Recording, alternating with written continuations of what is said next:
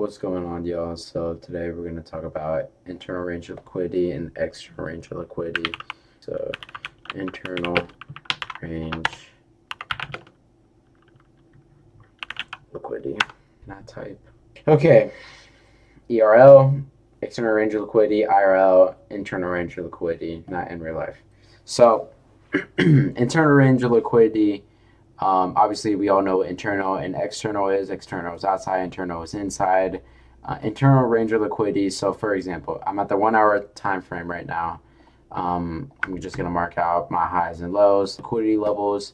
What do we see here? So, our external range of liquidity is basically just our external liquidity marks that we have out. Simple as that, honestly. Our internal range of liquidity right here is going to be PD arrays. Okay.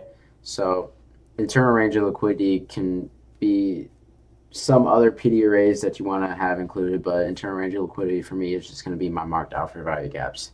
So external range of liquidity is our outside liquidity. Internal range of liquidity can be our inside liquidity or PD arrays. So with this right here, still focus on the hourly time frame. Right here, we could say is our internal range of liquidity. I mean, I guess you could think about it like this: a small zone that we have set up using our external range of liquidity. And then we want to focus on what's inside this box. So we have, what do we see when we're inside this box? We see small PD arrays. We see this small fair value gap. We see this. We see some small liquidities right up here. The one that I marked out, we had a liquidity already swept, so we're going to mark out this as our liquidity, internal range of liquidity, and then our internal range of liquidity also involves with these PD arrays, our fair value gaps.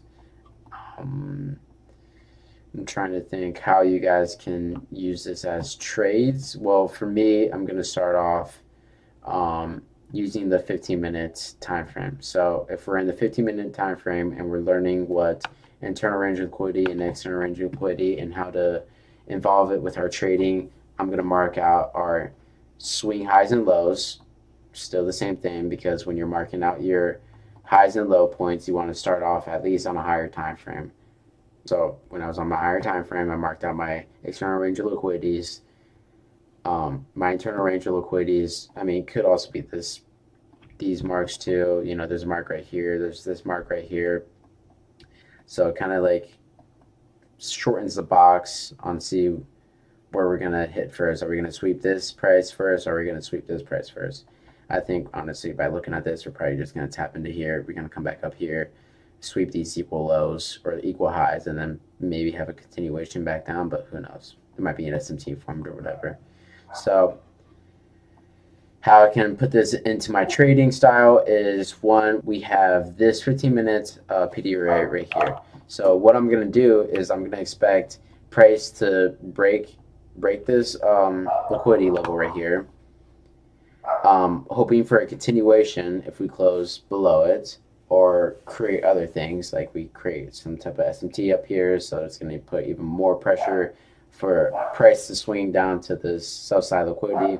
Let's say we end up sweeping sell side liquidity down right here. We broke the line when we're having some kind of continuation. So I'm going to expect price to come down into this external range of liquidity, this 15-minute PD array or fair value gap, with using the other concepts that I posted on my other videos. I'm going to go down onto the 1 minute time frame. I'm going to find where I can see my edge and where I could just execute at. So either we're going to see some type of bullish order flow or bearish order flow, or we're going to start seeing other previous PD arrays. So like, let's say when price was coming back down, we see price create other fair value gaps right here, lower time frame fair value gaps. Are we going to see price, come back up here, respect it, and then keep on coming back down? And if so, if I see any closure from our CE points or half point of this fair value gap, that's why I have these dotted lines marked out in the middle. I'm going to see these PD arrays. If one gets respected, this one becomes irrelevant at that moment. Obviously, price is going to end up filling out this fair value gap later on, but we're not there yet. We're seeing some bearish order flow.